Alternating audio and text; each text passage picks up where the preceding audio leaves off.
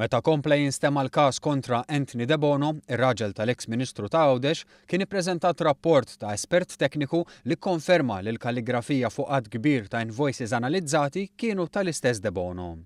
Bħala parti minn proċess biex ikun stabbilit jekk kienx De Bono li firma ċerti dokumenti relevanti għall-investigazzjoni, kienu analizzati iktar minn 1000 dokument u fuq 280 minnhom kien hemm il-firma ta' Anthony De Bono.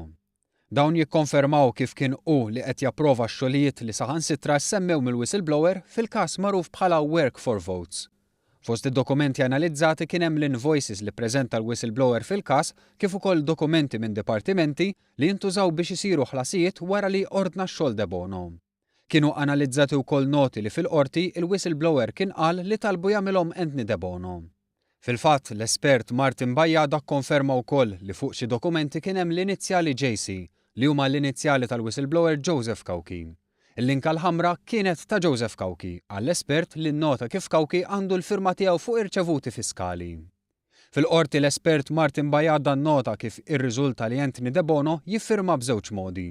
Il-firma li juża għax-xogħol hija differenti minn dik li juża meta jiġi biex jiffirma dokumenti marbuta ma' affarijiet personali. Id-difiża ta' De Bono għażlet li f'dan l-istadju ma tagħmilx kontroeżami. De Bono li kien imexxi d-Dipartiment tax-Xogħlijiet fil-Ministeru ta' Għawdex qed jaffaċċja 13 il-kap ta' akkuża, fosthom miżapproprjazzjoni ta' fondi pubbliċi. Tul il-każ s'issa dejjem ħarġet is-saħħa li kellu fi żmien li martu kienet Ministru għal Għawdex.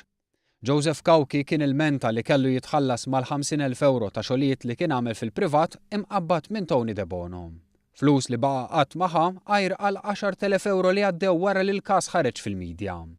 Dwar dan il-każ, il-whistleblower kien mar ikellem lil kap tal-Oppożizzjoni li l-uniku risposta li kellu kienet għaliex kompla bix-xogħol meta kien jaf li se jitilfu l-elezzjoni ġenerali.